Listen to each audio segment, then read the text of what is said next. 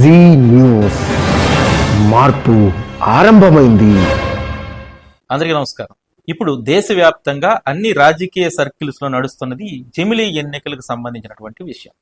అసలు ఈ జమిలీ ఎన్నికలు అంటే ఏమిటి? అసలు ఎందుకు పెట్టాలనుకుంటున్నారు? ఎందుకు వచ్చాయి? ఇంతకు ముందు ఉండేవా? ఇప్పుడు జమిలీ ఎన్నికలు పెడితే వచ్చే న్యాయపరమైనటువంటి రాజకీయపరమైనటువంటి ఇబ్బందులు ఏమిటి అనేటివి ఈ వీడియోలో చాలా క్లుప్తంగా చెప్తున్నాం. అసలు జమిలీ ఎన్నికలు అంటే దేశవ్యాప్తంగా అన్ని రాష్ట్రాల్లోనూ రాష్ట్ర అసెంబ్లీ ఎన్నికలు, అదేవిధంగా కేంద్ర ఎన్నికలు, ప్రధానమంత్రి ఎన్నికలు, ముఖ్యమంత్రి ఎన్నికలు అన్ని రాష్ట్రాల్లో ఒకేసారి జరగడాన్ని జమిలీ ఎన్నికలు అంటారు. అదేవిధంగా స్థానిక ఎన్నికలు కూడా కలిపి జరిపేయడం అనమాట. అంటే ఎన్నికల కమిషన్ సంబంధించి వర్క్ అంతా ఒకేసారి జరిగిపోతుంది. గతంలో అంటే స్వతంత్రం వచ్చిన తర్వాత, రాజ్యాంగం రాసిన తర్వాత 1952 మొట్టమొదటిసారికి ఎన్నికలు జరిగాయి. అప్పటి నుంచి ఒకేసారి దేశవ్యాప్తంగా ఎన్నికలు జరుగుతూ వచ్చాయి. కానీ ఆయా రాష్ట్రాల్లో అప్పుడప్పుడు జరిగినటువంటి అసెంబ్లీ రద్దు వల్ల కొన్ని ఎన్నికలు ముందుకు వచ్చాయి. అప్పుడు దేశవ్యాప్తంగా జరిగే అన్ని రాష్ట్రాల ఎన్నికలు వేరువేరుగా జరగడం మొదలుపెట్టాయి. 5 ఏళ్లకు ఒకసారి జరిగే ఎన్నికలు గతంలో కేంద్ర ప్రభుత్వం రద్దు చేయడం ఇలాంటి కారణాల వల్ల, ఎమర్జెన్సీ ఇలాంటి కారణాల వల్ల 5 ఏళ్ళు జరగాల్సినటువంటి ఎన్నికలు ఒక్కోసారి ముందు కూడా జరిగాయి. ఇలాగా జమిలీ ఎన్నికలు అనేవి విచ్ఛిన్నం అయిపోయింది.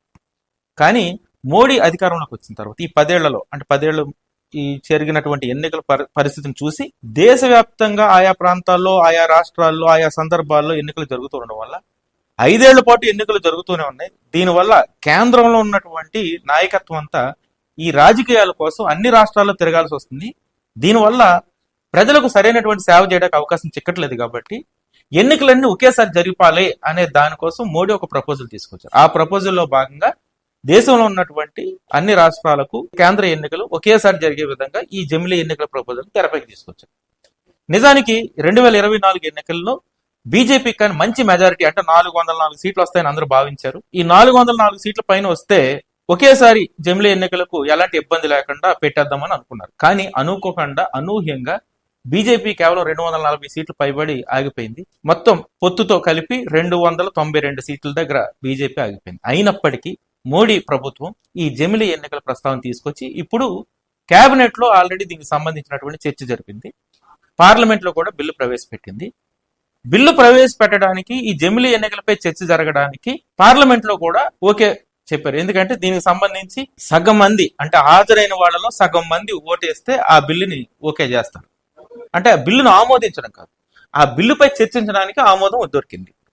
దీంతో దీనికి సంబంధించినటువంటి న్యాయపరమైనటువంటి అంశాలు ఏమున్నాయి, జమిలీ ఎన్నికలు జరగడానికి అవకాశం ఉందనే దాని మీద చర్చ మొదలైంది. అయితే ముందుగా జమిలీ ఎన్నికలు జరగాలి అంటే, దీనిపై పార్లమెంట్ లో ఆమోదం పొందాలి అంటే రాజ్యాంగ సవరణ జరగాలి. ఈ రాజ్యాంగ సవరణకి ఎలాంటి నెంబర్ కావాలి, దీని మీద ముందుగా ఒకసారి మాట్లాడేది. మొత్తం పార్లమెంట్ లో 543 లోక్సభ స్థానాలు ఉన్నాయి.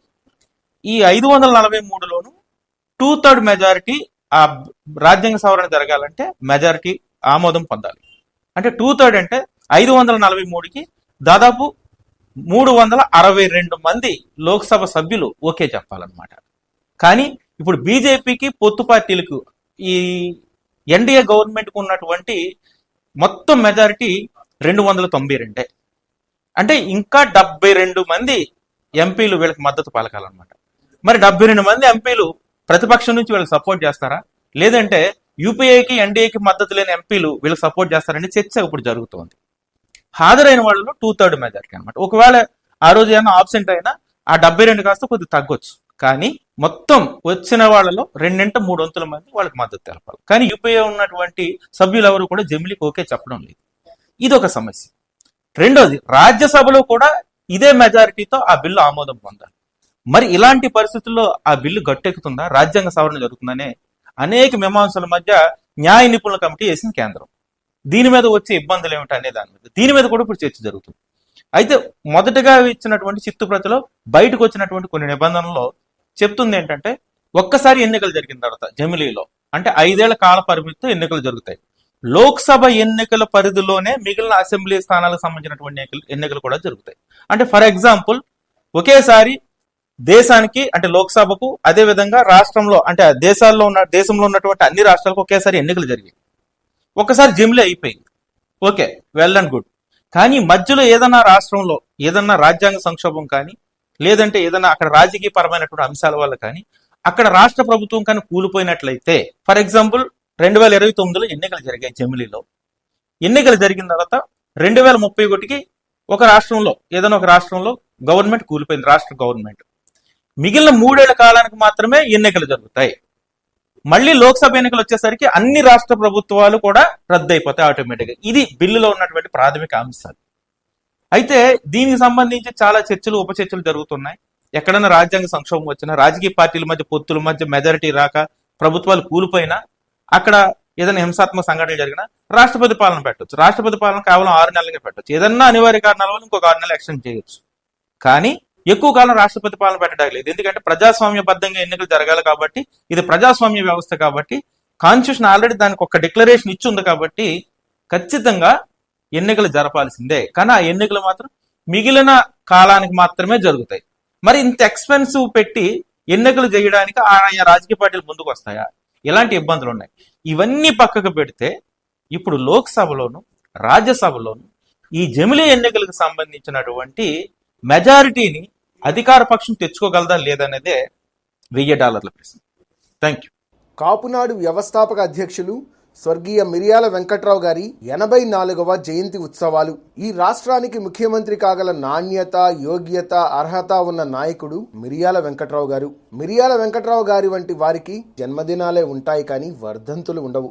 అంతటి సదాస్మరణీయుణ్ణి గుర్తు చేసుకోవడానికి కేవలం ఏడాదికో సభ పెట్టడం అనేది భావ్యం కాదు. అందుకే ఆయన జన్మదినమైన డిసెంబర్ 25వ తేదీని సామాజికోద్యమ స్ఫూర్తి దినోత్సవంగా ప్రతి ఏటా జరుపుకుందాం. ఎందుకంటే మిరియాల వారి జన్మదినం అనేది కాపులు, వారిని అనుసరించే ఇతర సామాజిక శక్తుల అస్తిత్వ పోరాటం పుట్టినరోజు. కాపుల ఆవేశానికి ఒక అర్థం, పరమార్థం పుట్టినరోజు. దగాపడిన సామాజిక వర్గాల పోరుబాట పుట్టినరోజు. అందుకే రాష్ట్రంలోని అన్ని ప్రాంతాలలోనూ, అన్ని అసెంబ్లీ నియోజకవర్గాలలోనూ, పార్లమెంటు స్థానాలలోనూ ఉన్న కాపునాడు కమిటీలు స్వచ్ఛందంగా స్వర్గీయ మిరియాల వెంకట్రావు గారి జయంతిని వేడుకగా జరుపుకుందాం. ఆయన మనందరిలో నింపిన స్ఫూర్తిని వాడవాడలా చాటుకుందాం. అన్ని కాపునాడు కమిటీలు, కాపునాడుకు అనుబంధంగా ఉన్న మహిళా కాపునాడు, యువ కాపునాడు, లీగల్ సెల్ మరియు మీడియా విభాగాల్లో స్వర్గీయ మిరియాల వెంకట్రావు గారి జయంతి ఉత్సవాల్ని ఘనంగా జరుపుకోవాలని కాపునాడు పిలుపునిస్తోంది. జోహార్ వంగవీటి మోహనరంగ, జోహార్. జనం సూర్యుడు వంగవీటి మోహనరంగ 37వ వర్ధంతి నివాళులు. అవిశ్రాంత పోరాట యోధుడు, బడుగు బలహీన వర్గాల ఆశాజ్యోతి, కాపు, ఎస్సీ, ఎస్టీ, వెనుకబడిన తరగతులు, మైనార్టీలకు అండగా ఉద్యమించిన జనం సూర్యుడు వంగవీటి మోహనరంగ మనల్ని వీడి అప్పుడే 37 ఏళ్లు గడిచిపోయాయి. నేటికి ప్రాతస్మరణీయుడిగా అనునిత్యం మా గుండెల్లో వెలుగొందుతున్న రంగన్న స్మృతుల్ని తలుచుకునేందుకు విజయవాడ కృష్ణలంక గుండుకోటయ్య వీధిలోని కాపు విద్యాభవన్లో 26/12/2024 గురువారం నాడు వంగవీటి మోహనరంగ గారి సహచరులు, కాపునాడు జాతీయ అధ్యక్షులు శ్రీ గాళ్ల సుబ్రహ్మణ్యం గారి ఆధ్వర్యంలో జరగనున్న నివాళి కార్యక్రమంలో మన రంగన్నకి జోహార్లు అర్పిద్దాం. విజయవాడ కేంద్రంగా ఆంధ్రప్రదేశ్ లోని ప్రతి పార్లమెంట్ పరిధిలో కాపునాడు ఫౌండేషన్ ఆధ్వర్యంలో విద్యార్థులకు వేరువేరుగా కీర్తిశేషులు మిరియాల వెంకట్రావు స్మారక విద్యాగృహాలు అంటే కాపు విద్యాభవన్ల ఏర్పాటు జరగనుంది. 5వ తరగతిలో ఆర్థిక ఇబ్బందుల వల్ల చదువు ఆపేసిన పేద కాపు కుటుంబంలోని బాలబాలికలను గుర్తించి కాపు విద్యాభవన్ లో చేర్పించి వారిని ఉన్నత విద్యావంతులుగా తీర్చిదిద్దే బృహత్ సంకల్పంతో కాపునాడు ఫౌండేషన్ ఈ విద్యా ఉద్యమాన్ని మొదలుపెట్టింది. మన సామాజిక వర్గ భవిష్యత్ తరాల్ని విద్యార్థులుగా తీర్చిదిద్దేందుకు మీరు ఈ ఉద్యమంలో పాలు పంచుకోండి. కాపు విద్యాభవన్ ని సందర్శించి తగిన సూచనలు, సలహాలను తెలియచేయండి. యావత్ కాపు సమాజానికి కాపునాడు ఫౌండేషన్ తరఫున ఇదే మా ఆహ్వానం. సమాచారం, సహకారం అన్న నినాదంతో కాపు సమాజ అభివృద్ధిలో మీరు భాగస్వాములు కండి. కాపునాడులో సభ్యులుగా చేరండి, చేర్పించండి. Please visit www.kapunaduindia.com. Read Kapunadu Monthly Magazine. Please subscribe our channel.